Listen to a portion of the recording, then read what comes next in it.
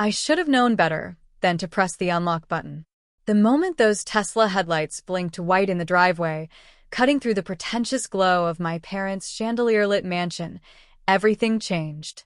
My father's wine glass froze halfway to his lips. My brother Ryland's smug grin cracked like cheap porcelain. And my sister Tessa, perfect, polished Tessa, actually gasped. But let me back up because you need to understand how we got here. 20 minutes earlier, I was sitting at that same dinner table, fork in hand, listening to my family tear apart the only thing I'd ever been proud of, my independence. So, Kaylin, Rylan had said, swirling his whiskey like some wannabe CEO from a bad movie, still living in that shoebox above the bakery? The table erupted in polite laughter, the kind that's wrapped in silk but cuts like glass. My mother Helena touched my hand, her smile dripping with pity. Sweetheart, you know we worry. 31 years old, and still renting that tiny place. When will you finally accept our help? Help. That's what they called it. I called it control. Hi viewers, kindly tell us where you're watching from and what time it is. Warm welcome to the family. Enjoy the story. My father Victor leaned back in his chair, the king surveying his disappointing kingdom. Your brother manages a law firm. Your sister married into the Richardson family. And you're playing artist in a one-bedroom that probably smells like yesterday's croissants. More laughter. Always more laughter. Tessa giggled into her champagne. It's charming, though, in a bohemian sort of way. Very you, Kaylin. Charming. Bohemian. Code words for failure. I'd heard these words my entire adult life. Ever since I walked away from their world of country clubs and corporate ladders to chase something they couldn't measure in square footage or stock portfolios. For 7 years, I'd built a design studio from nothing, living cheap, working late, bleeding for every client. And they had no idea. None of them knew about the celebrity mansion I'd just redesigned. The 6-figure contract I'd signed 3 months ago. The magazine feature coming out next week with my name in bold letters. They didn't know because I never told them.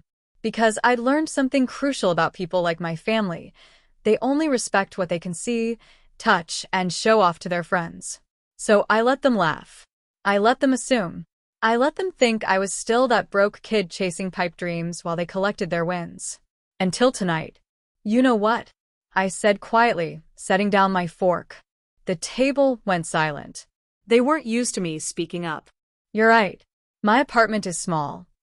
My mother's face softened, victory in her eyes.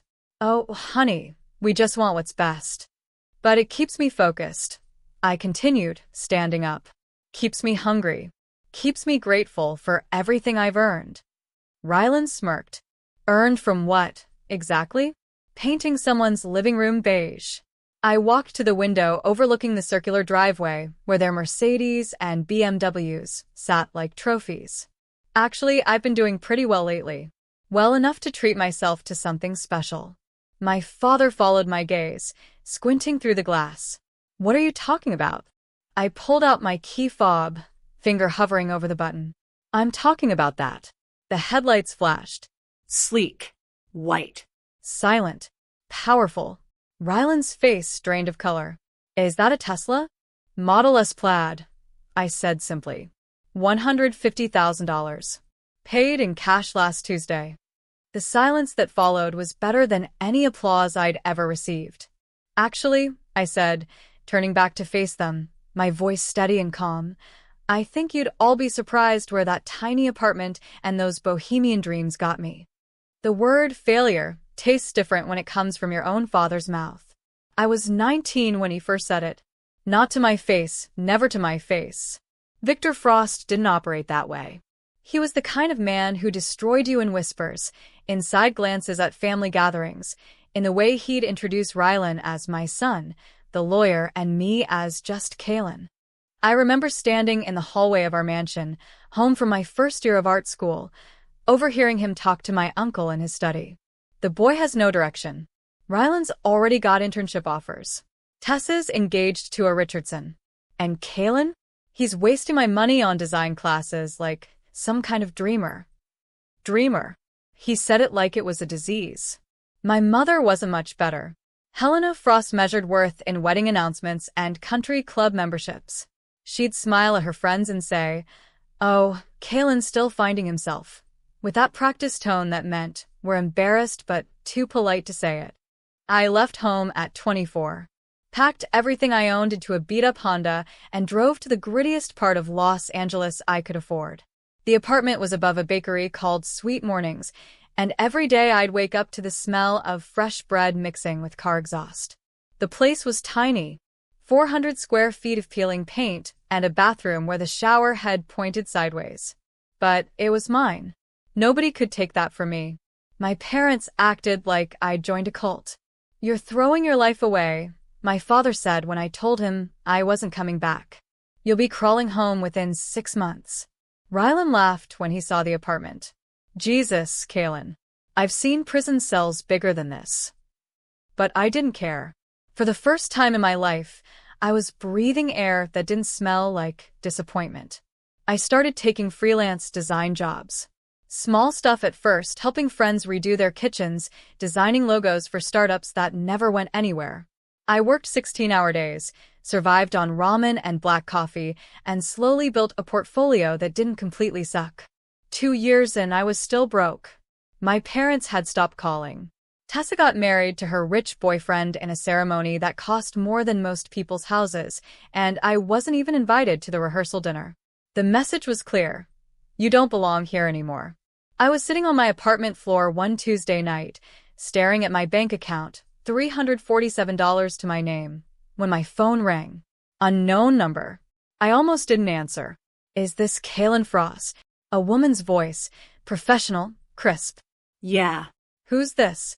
"My name's Miranda Chen. I run an interior design firm downtown.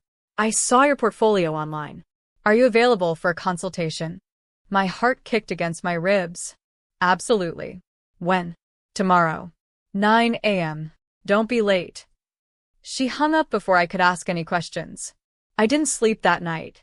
I just sat there in the dark, listening to the bakery ovens rumble below me, wondering if this was finally it. The break I'd been killing myself for. Miranda Chen's office looked like something out of a magazine. Floor-to-ceiling windows. Minimalist furniture. The kind of place where even the coffee mugs probably cost more than my rent. She was younger than I expected. Mid-30s, sharp blazer, sharper eyes. She didn't waste time with small talk. "I need someone who understands luxury, but isn't afraid to take risks," she said, sliding a folder across her glass desk. "We've got a project in Malibu. High-end client. They want something that feels expensive without screaming new money." Can you do that? I opened the folder. Floor plans. Budget projections. A timeline that made my stomach drop. "This is a $40,000 job," I said slowly. "50 if you finish early, and they're happy." Miranda leaned back. "But here's the thing, Kalen. This client is brutal. If you screw this up, you're done." Not just with me.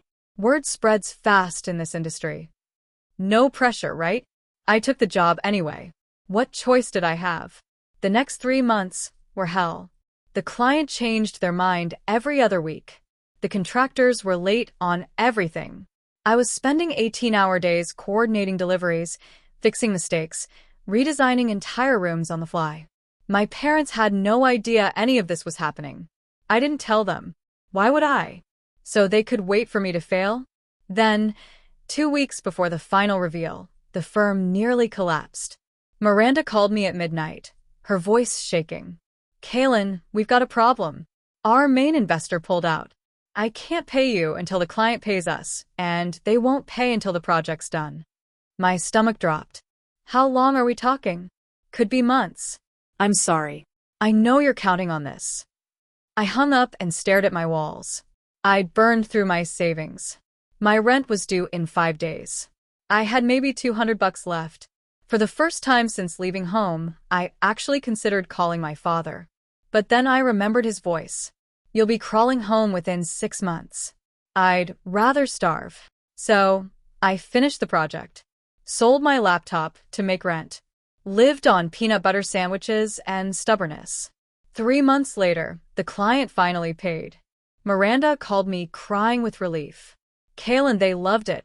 They're referring us to everyone they know. My cut was $32,000. After taxes, I cleared 23. I stared at that bank transfer for 10 minutes straight, not quite believing it was real. Then my phone rang again. Mr. Frost? This is David Castellano. I got your name from the Malibu project. I need someone to redesign my home in Beverly Hills. Are you interested? David Castellano was a television producer with more money than sense, and a house that looked like a modern art museum had exploded. I want something warm, he told me during our first meeting. My ex-wife decorated this place. It feels like a dentist's office. He wasn't wrong. Everything was white and chrome and aggressively minimalist. The kind of space that said, I'm wealthy, but also I'm dead inside. I spent 3 weeks on the design. Warm woods, deep blues and burnt oranges. Texture everywhere, linen, leather, stone. I wanted it to feel like money, sure, but also like an actual human lived there. When I presented the mock-ups, David just nodded slowly. Yeah. This is it. When can you start? The project took 6 months. And somewhere in the middle of it, something shifted. David started introducing me to his friends, other producers, actors, people who had the kind of wealth that didn't need to announce itself.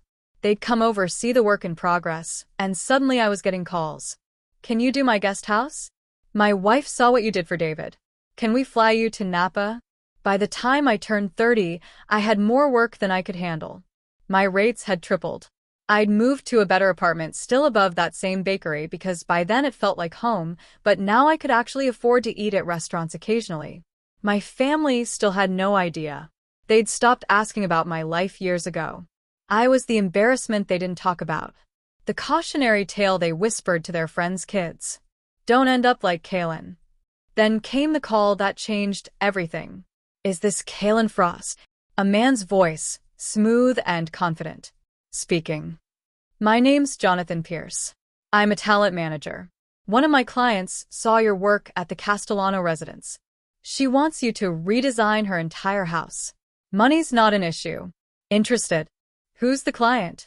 He laughed. Ever heard of Sienna Hayes? My brain short-circuited.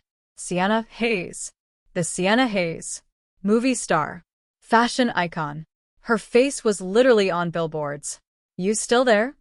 Jonathan asked. Yeah. Yes. Absolutely interested. Good. She's offering $200,000 for the full project. Can you start next month? I almost dropped my phone. This was it. The job that would launch me into a completely different stratosphere. But there was something else too. A wild, petty thought creeping into my head. My parents were hosting a family dinner in 3 weeks. My mother had called, her voice dripping with forced cheerfulness. Everyone will be there, Kaylin. It's been so long. I knew what that meant. Another night of comparisons. Another evening of listening to Rylan brag and Tessa show off. But this time, I'd have something they couldn't ignore. I looked out my window at the street below, then made a decision that probably made me a worse person but felt absolutely necessary. I bought the Tesla the next day. $150,000. Paid in full. Then I called my mother back. I'll be there, I said. Wouldn't miss it. The week before the dinner, I almost backed out 12 different times. What was I trying to prove? That I didn't need their approval? I'd already proven that by surviving 7 years without them. That I was successful. The contracts and bank statements proved that just fine. But every time I picked up the phone to cancel, I'd remember something. Rylan's laugh when he saw my apartment. Tessa's pitying smile. My father's voice saying dreamer like it was an insult. And I'd put the phone down. The Tesla sat in my parking spot like a sleeping dragon. White paint. Black interior. 0 to 60 in under 2 seconds. It was absurd and beautiful and completely unnecessary. I loved it. My neighbor, an old guy named Frank who ran the bakery below, caught me staring at it one afternoon. That's quite a car, he said, carrying out a bag of trash. Thanks. Your folks know you got it? I laughed. Not yet. Frank grinned, showing the gap in his front teeth. Oh, this is gonna be good. You bringing it to show them? Maybe. Definitely do it. He slapped my shoulder. I've known you 5 years, kid. Heard you on the phone with them. They sound like real pieces of work. They're complicated. They're mean, Frank said bluntly. And sometimes mean people need to see proof before they'll shut up. Show in the car. Saturday came faster than I wanted. I stood in front of my closet for 20 minutes, trying to figure out what to wear. Too nice, and they'd think I was trying too hard. Too casual, and they'd use it as ammunition. I settled on dark jeans and a gray sweater. Clean. Simple. Confident. The drive to their mansion took 40 minutes. The Tesla was silent except for the hum of the electric motor, and I spent the whole ride rehearsing what I'd say when they inevitably started in on me. Stay calm. Don't react. Let them dig their own graves. When I pulled up to the gate, I almost turned around. The house looked even bigger than I remembered. Stone facade. Manicured gardens. A driveway that could fit 10 cars. I parked behind Ryland's BMW and Tess's Mercedes. My Tesla looked like it belonged to a different species. My father answered the door wearing his standard uniform, expensive polo, pressed khakis, a smile that never reached his eyes. Well, look who decided to show up, he said. Same greeting as always. Same tone. I stepped inside and smelled roasted duck and old money. Here we go, I thought. Ryland was already at the bar, pouring himself whiskey like he owned the place. Tessa scrolled through her phone on the couch, her designer purse strategically placed where everyone could see the logo. My mother swept in from the kitchen, arms extended. Kaylin. Oh, it's been too long. She hugged me the way you hug a distant relative you don't actually like. Dinner was announced. We all sat. And right on schedule, the first knife came out. So, Kaylin, Ryland started, that practice smirk already forming, still living in that artistic apartment. I smiled and set down my water glass. Let me show you something, I said quietly. The chandelier above the dinner table flickered slightly as I stood up, chair scraping against hardwood that probably cost more than most people's cars. Ryland's smirk widened. He thought he'd won. Again. Like every other family gathering for the past 7 years where I'd sat quietly and absorbed their jokes like a punching bag that never fought back. Show us what? Tessa asked, not even looking up from her phone. Another Pinterest board? My father chuckled into his wine glass. That low, dismissive sound I'd heard my entire life. I walked toward the floor-to-ceiling window, overlooking their circular driveway. From here, you could see everything. Ryland's black BMW that he'd bragged about for 6 months straight. Tessa's white Mercedes with the vanity plates. My father's Lexus sedan that screamed, I have money, but I'm tasteful about it. And there, parked right behind them, was mine. Actually, I said, pulling my key fob from my pocket, I wanted to show you what 7 years of living in that tiny apartment bought me. I pressed the button. The Tesla's headlights blinked twice. Bright. Clean. Unmistakable. Ryland stood up, so fast his chair almost tipped backward. What the hell is that? That's a Tesla Model S Plaid, I said calmly, watching their faces in the window's reflection. Top of the line. 0 to 60 in under 2 seconds. About $150,000. My mother's hand went to her throat. Kaylin, you didn't. Paid cash, I interrupted. Last Tuesday. Titles in my name. No loans. No co-signers. Just me and the money I earned from those bohemian dreams you love making fun of. The silence was delicious. Tessa finally looked up from her phone, eyes wide. You're lying. Am I? I turned to face them. Want to come outside and check? My father set down his wine glass with more force than necessary. This is ridiculous. There's no way you. No way I what, Dad? Succeeded without your help? Without your approval? Without crawling back home like you said I would? His jaw tightened. Direct hit. Ryland laughed, but it sounded forced. Nervous. Okay, so you bought an expensive car. Probably maxed out every credit card you have. That's not success, little brother. That's stupidity. You're right, I said. It would be stupid if I hadn't also signed a $200,000 contract last month. Or if my designs weren't about to be featured in Architectural Digest. Or if I wasn't currently booked solid with clients for the next 8 months. My mother stood up, her chair scraping quietly. Kaylin, why didn't you tell us? I met her eyes. Really looked at her. When would I have told you, Mom? Between the jokes about my apartment? Or maybe during one of those family calls where you spend 20 minutes bragging about Rylan and Tessa and then ask me how I'm doing like it's an afterthought. She flinched. Good. You know what? I said, moving toward the door. Let's all go outside. I want you to see it up close. Because suddenly I needed them to touch it, to run their hands over the paint, to sit in the leather seats and smell that new car smell and understand, physically, what they'd been wrong about. I needed them to feel it. The night air was cool against my face as I led them outside, 5 people trailing behind me like I'd suddenly become interesting. The Tesla sat under the driveway lights, looking like something from a science fiction movie. Sleek lines. No grill, because it didn't need one. Just pure, electric power wrapped in white paint that seemed to glow. Tessa reached it first. She ran her fingers along the door handle, the flush one that pops out when you approach. This is really yours? Really mine? Rylan circled it slowly, trying to find something to criticize. Okay, it's a nice car. But electric? You know these things are a pain to charge, right? And the resale value. I don't care about resale value, I said. I'm not selling it. And there's a charging station 3 blocks from my apartment. Takes me about 30 seconds to plug in before bed. My father stood back, arms crossed, still trying to maintain control. This is quite the purchase, Kaylin. I hope you haven't overextended yourself. Cars like this come with insurance premiums, maintenance. I did the math, Dad. Unlike some people, I don't spend money I don't have. I let that sink in for a second. He knew what I meant. I'd watched him leverage himself into near bankruptcy twice during my childhood, always bailed out by his father's trust fund. He opened his mouth to respond, then closed it. My mother touched my arm.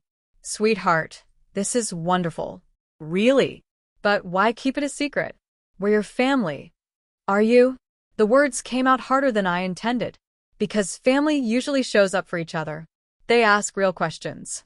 They celebrate successes instead of waiting for failures. That's not fair, she said quietly. Isn't it? I pulled up my phone, opening my photo gallery. This is the Beverly Hills house I finished last year. And this is the Malibu project that started everything.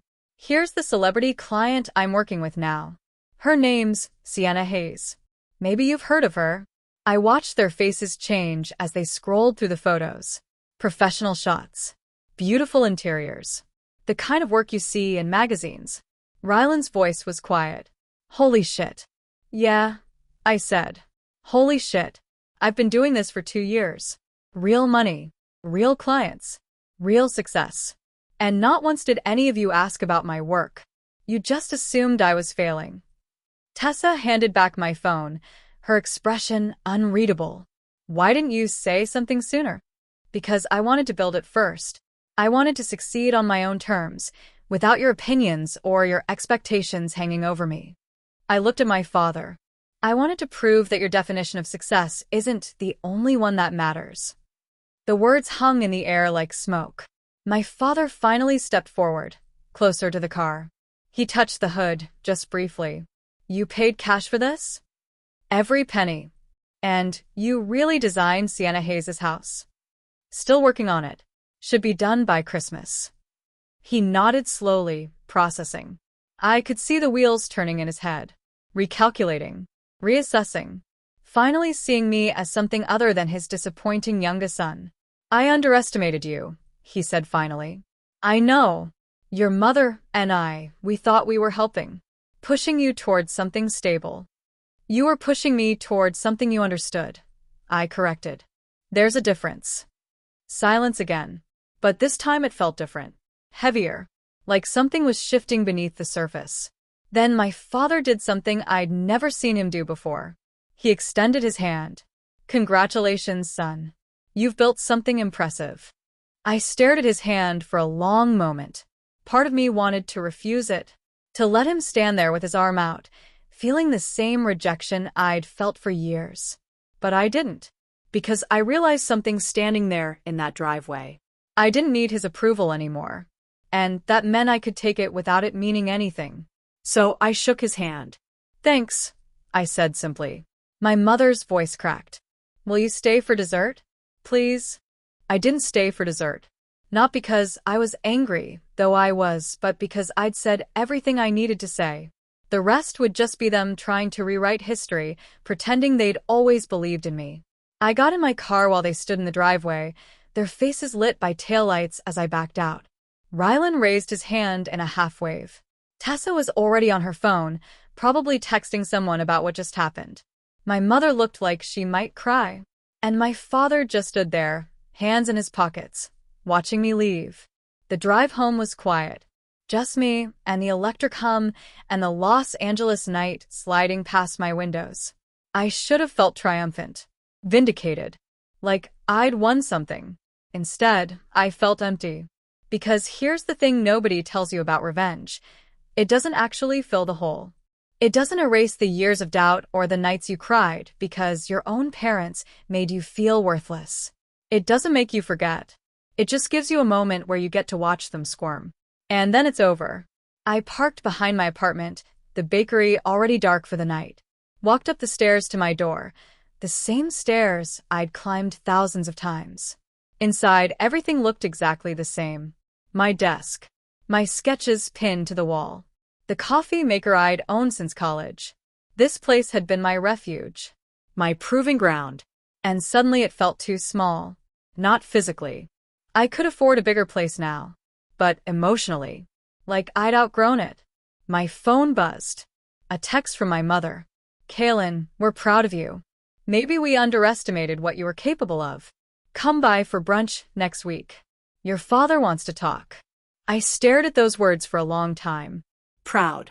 Underestimated. Wants to talk. A year ago, this message would have meant everything. I would have shown up early, eager, ready to finally be seen. But now? Now it just felt like they were afraid of being left behind. I typed back a simple response.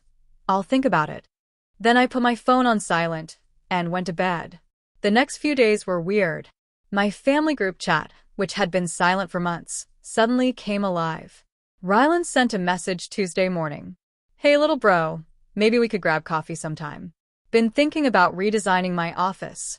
Could use your eye. Tessa posted on Wednesday, so proud of my talented brother, with a picture of us from 10 years ago. Suddenly, I was Instagram-worthy. The messages kept coming. Cousins I hadn't heard from in years. My uncle asking if I was taking new clients. Even my grandmother called, her voice warm and surprised, like she'd just discovered I existed. And through it all, I felt nothing. Well, not nothing. I felt tired. Tired of performing. Tired of proving. Tired of waiting for people to see me. Friday afternoon, Rylan called. Actually called, not just texted. Hey, he said when I answered. You got time to talk? Depends. What about? I wanted to apologize. For Saturday. For all of it, really. I was a dick. I waited. Silence is a powerful tool. The thing is, he continued, I think I've been jealous. You walked away from everything and actually made it work. I'm stuck in this job I hate, living a life that looks good on paper but feels empty. That's not my problem, Rylan. I know. I'm not asking you to fix it. I just wanted you to know that the jokes, the comments, they weren't really about you. They were about me feeling trapped. Okay, I said. Okay, that's it. What do you want me to say? That it's fine? It's not. You made me feel like garbage for years. You don't get to apologize once and have that erase everything. He was quiet for a moment. You're right. I don't. But maybe we could start over? Slowly. I thought about it. Really thought about it. Maybe. But on my terms. No more jokes. No more comparisons. You treat me like an equal, or we don't talk at all. Deal, he said quickly. Absolutely. Deal. We hung up, and I sat there wondering if people actually change, or if they just get better at pretending. Brunch at my parents' house 3 weeks later felt like walking into an alternate universe. My mother greeted me at the door with an actual smile. Not the pitying one. A real one. "Kaylin, come in, sweetheart. Your father's in the study." The house smelled like fresh coffee and pastries from some expensive bakery. Not Frank's place. Somewhere fancy, where a croissant cost $12. My father stood when I entered the study, gesturing to a leather chair. "Sit." "Please." This was new. Victor Frost didn't say please. I sat. He poured 2 cups of coffee from a silver carafe, added cream to mine without asking. He remembered how I took it. That was something. "I've been doing some thinking," he started. "About what you said." "About how we treated you. And you were right. We pushed our version of success onto you. Your mother and I, we came from nothing. Everything we built through traditional paths. Law. Business. Marriage. It's what we knew, what felt safe." "So you assumed anything else was failure," I said. "Yes." He met my eyes. "We were wrong. What you've built, it's impressive, Kaylin. Not just the money or the car. The fact that you did it alone. Without us. That takes guts." I sipped my coffee. It was good. Better than the stuff I made at home. "I'm not looking for your approval anymore, Dad. That ship sailed years ago." "I know. And that's what makes me respect you more." He leaned forward. "But I'd like to be part of your life again." "If you'll let me." "Not as someone who judges you, but as your father. The one I should have been all along." Part of me wanted to tell him it was too late, that he'd had his chance and blown it. But another part, the part that was tired of carrying anger, just wanted to move forward. "We'll see," I said finally. "This doesn't fix everything, but it's a start." He nodded, relief crossing his face. "That's all I'm asking for. A start." My mother joined us for actual brunch. She asked real questions about my work, what I was designing, What inspired me. She listened instead of waiting for her turn to talk. It felt strange, like meeting parents I'd never had before. As I was leaving, my father walked me to my car. The Tesla gleamed in the afternoon sun. "You know," he said, "I told my friends about you, about what you do. They were impressed. Is that what matters? Your friends being impressed?" He smiled sadly. "Old habits." But no. "What matters is that I'm impressed. And I am, Kaylin. Truly." I unlocked the car. "Thanks, Dad. Will you come to my birthday next month? The whole family will be there. I'd like to introduce you properly this time. Not as my disappointing son, but as the designer who's making waves in Los Angeles." "Maybe," I said. "Probably." He clapped my shoulder. Good enough for me. I drove away feeling lighter than I had in years. Over the next few months, things shifted. Slowly. Rylan and I started meeting for coffee occasionally. He asked about my projects, without the edge of competition in his voice. Tessa invited me to her house for dinner, where she actually seemed interested in my opinion about her art collection. My mother called weekly just to chat. No agenda. No criticism hidden in compliments. And my father? He started showing up at my office sometimes, bringing lunch, asking if I needed anything. Like he was trying to make up for lost time. It was weird. Uncomfortable. But also kind of nice. The thing is, their validation didn't change how I felt about myself. I'd already proven what I needed to prove. But having them finally see me, really see me, made family gatherings less exhausting. I didn't need them anymore, but I could choose to include them. And that difference mattered. My father's birthday party was everything I expected and nothing like I remembered. The same mansion, the same chandelier, the same expensive food and well-dressed guests. But this time, when I walked in, my father's voice boomed across the room. "Everyone, I want you to meet my son, Kaylin. He's the interior designer I've been telling you about. Brilliant work. Absolutely brilliant."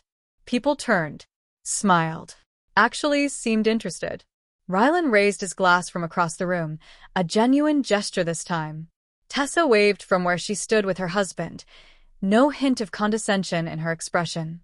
My mother squeezed my arm. "We're so glad you came." The evening passed in a blur of conversations. People asked about my work, handed me business cards. One woman, a friend of my father's, practically begged me to look at her Pasadena estate. At one point, my father pulled me aside onto the terrace. The Los Angeles skyline sparkled in the distance. "You've done well, Kaylin," he said quietly. "Better than I expected. Hell, better than I ever did at your age." "Thanks. I mean it. You proved me wrong. And I'm glad you did. Means I raised someone with more backbone than sense." He smiled. "That's a compliment, by the way."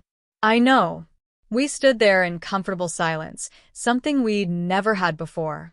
"Dad," I said after a while, "I don't need you to introduce me as someone successful. I don't need the validation anymore. I figured out who I was without it." "I know," he said. "But maybe I need to say it. Maybe I need to acknowledge that I was wrong. That matters too. "Not just for you. For me." I nodded, understanding finally clicking into place. This wasn't about me proving anything anymore. It was about him learning. Later that night, as I drove home in my Tesla, the city lights blurring past, I thought about revenge. Real revenge isn't loud. It isn't cruel. It isn't about making people suffer. Real revenge is building something so undeniable that the people who doubted you have no choice but to see it. And then, when they finally do, you're so far past needing their approval that their recognition means nothing. That's the quiet justice. I'd spent years chasing their acceptance, measuring my worth by their standards. But the moment I stopped caring, the moment I built something for myself, everything changed. Not because they suddenly respected me, but because I finally respected myself. The Tesla hummed beneath me, expensive and electric and completely unnecessary. But I loved it anyway.